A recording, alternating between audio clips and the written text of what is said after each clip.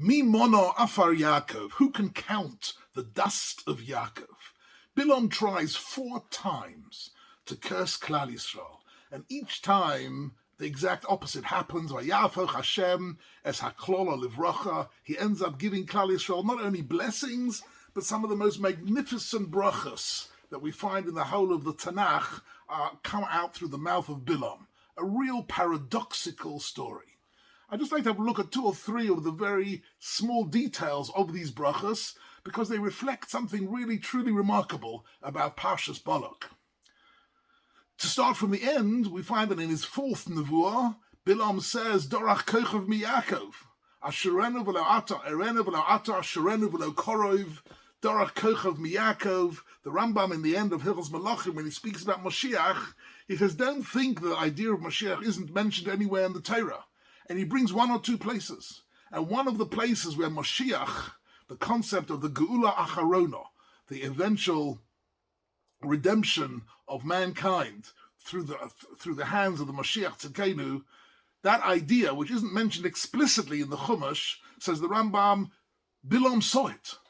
In other words, Bilaam was able to see Ad Seif Kol HaDeiros till the very end of history, and to see that Klal Yisrael would at the time of the Mashiach be a blessing to the whole of mankind.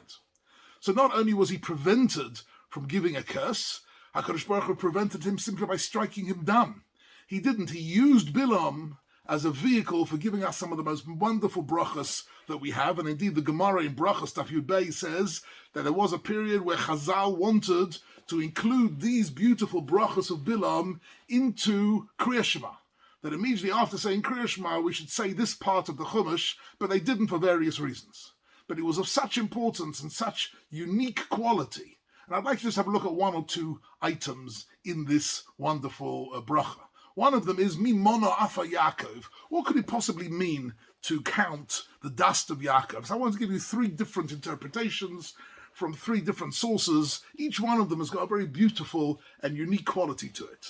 Mi mono afa Yaakov, says Rashi, that who can compete with Klal Yisrael, who are able to use the dust of the earth, the seemingly least significant and least valuable item in existence, and to use it for a mitzvah. Why is that significant? Because that is really the koach of Klal Yisrael to be mekadesh the chayma, to transform the physical into something spiritual. And by doing so, we're transforming something finite and giving it infinite meaning. And this is what he means, mi mono. How can you count? In other words, you can't count it. It becomes infinite. By taking even the dust of the earth and using it for a mitzvah, we are connecting it to the Ein Sof by using the Ratzon Hashem. And what is the dust of the earth? I think Rashi gives us a few examples. There are mitzvahs in the Torah which use dust.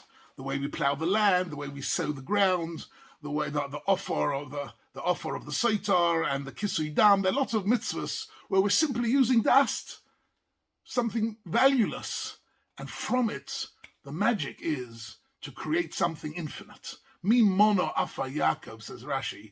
That is really something that Bilaam saw clearly, that Klal Yisrael have this remarkable ability.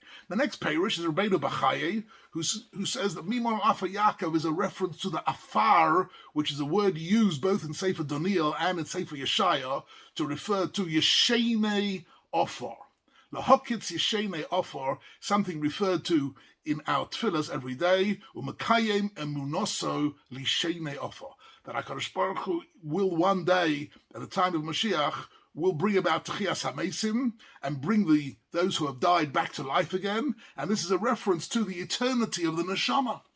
So something that Bilaam can see is that the human beings in Klal Yisrael have this neshama elokis, have an eternal neshama which will never be destroyed up to the Seif Kol HaDeiros, the Yemos HaMashiach will come to Techiyas HaMesim, and that's also a reference to Offer. That says the Rabbeinu Bachai.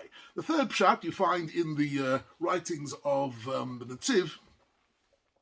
He says Offer is a reference to the seemingly least significant members of the Jewish people, who seemingly are not really doing anything spiritually significant at all.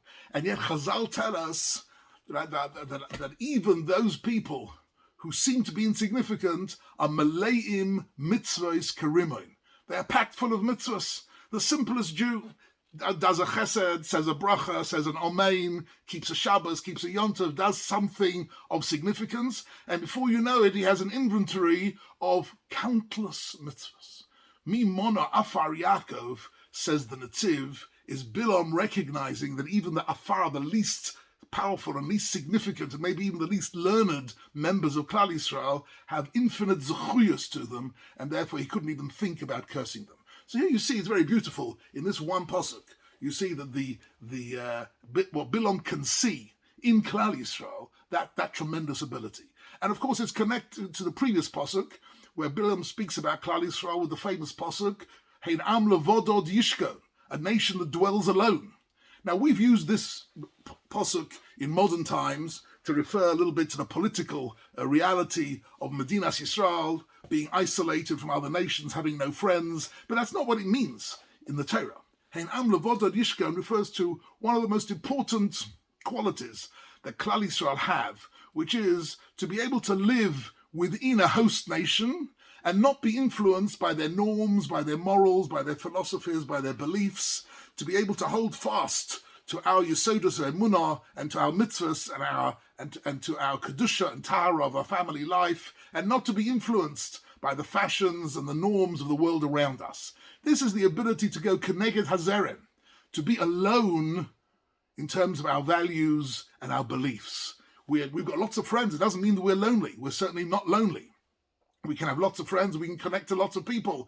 But when it comes to what the values that we lead our life with, in that we are bodod, with that we don't allow ourselves to be influenced by the nations around us. And that is one of the greatest strengths also that Bilaam saw. The third great insight of Bilaam was the greatest, if you like, rock foundation of Jewish life, which is the beauty of the Jewish family. The ne'emonos, the way in which husband and wife are loyal to each other, the loyalties, the tznius, the way in which Jewish life is created and children are brought into this world, all done b'kedusha, b'tahara. That was something that he saw that he'd never seen before. That doesn't exist in the world anywhere else. To which he says, Ma toivu Ohelecho Yaakov Mishkanesecha Yisrael, he suddenly sees that this is really the secret weapon, so to speak, of Klal Yisrael, and that is something which gives them an eternal destiny and on which the future of Klal Yisrael is based. However, even though Bilaam is being used here as a vehicle, HaKadosh Baruch Hu uses Bilaam as a vehicle to transmit brachas, what remains within him is a core of corruption and hatred. So that even when he gives us brachas, we find Chazal tell us that when he said Matova Alecho Yaakov, he was saying to Balak, the king of Moab, he was saying, look, if you want to destroy this people, the way to destroy them is to undermine these special qualities, to try and make sure that they are influenced by their environment, that they do lose their sense of uniqueness. And sadly, the sending in the Benos Moab was a successful attempt to undermine the Kedusha and the loyalty of family life. And therefore, Bilaam is a complex story. On the one hand, we get these wonderful brachas. On the other hand, he remains with these innate corrupt qualities. If you look in Pirkei Avos at the end of chapter 5, you'll find that the Chazal contrast Bilaam with Avraham Avinu. They say there are in this world there are groups of people who are Talmidei Avraham Avinu, and there are other people who are Talmidei Bilaam HaRasha. Talmidim here doesn't mean in the sense of disciples, it means followers, people who reflect the values and the way of life of Avram and Bilaam are given to us as two opposite ends of two extreme ends of two different ways of living a life. And what are the qualities that we see of Bilaam? Says the Mishnah, Ayin Ra. Ayin Ra means he couldn't bear to see the success of Klal Yisrael. His hatred was driven by the fact that he saw they become a unique nation. They developed amazing qualities. They were on their way to build Eretz Yisrael in the most unique and amazing way. He couldn't bear it. Ayin Ra means someone who can't bear to see the success and the pleasure of somebody else. He's filled with jealousy. That's Ayin Ra. The next one is Ruach Gavoya. Ruach Gavoya means arrogance and gaiva. He's full of his own self. He's full of his own ego. Even when he gives over a nevuah, he says, look at me. I'm your Dea Das Elyon. I can see, I can understand the will of HaKadosh Baruch Hu. Which Novi talks like that? On the contrary, the hallmark of all the Nevi'im, and throughout the generations, all of Gedolei Yisrael, the hallmark was anova, was humility. Were people who said like Avraham Avinu, V'anochi offer v'efer, I'm nothing. And here's Bilaam, full of hatred of Ayin Ra. He's full of jealousy of the Ayin Ra. He's full of the gaiva, the ego, that look at me, how great I am. And finally, of the nefesh rachava, an insatiable appetite for money and physical material gratifications. These were something which, again goes exactly against the midas of the Torah, to be mistapik b'muat, to minimize one's consumption in life and not to be in hot pursuit of endless pleasures and self-gratifications. So the Mishnah says what we should be doing is following the midas of Avraham Avinu. Ayin Tova. Ayin Tova means Avram was able to look at people even if they were pagans and they were people who were Sodom, and he was able to look at even Sodom, who was the antithesis of Avraham Avinu, and say, Ula yesh asara tzadikim b'tochayah. Maybe there are one or two good people. Let's look for something good. And Avraham was somebody who was happy with other people's successes and didn't have a shred of jealousy in him at all. He was somebody who had no gaiva at all. He said, Anochi offer v'efa. And he had someone who was really, he said, in Michut vad Saroch Nal, he wouldn't take anything from the spoils of the war. Avram is the exact polar opposite in terms of midas to that of Bilaam. And the Mishnah is coming to tell us that really the downfall of Bilaam wasn't that he lacked in emunah. He believed in HaKadosh Baruch Hu. He even had powers of nevuah with HaKadosh Baruch Hu.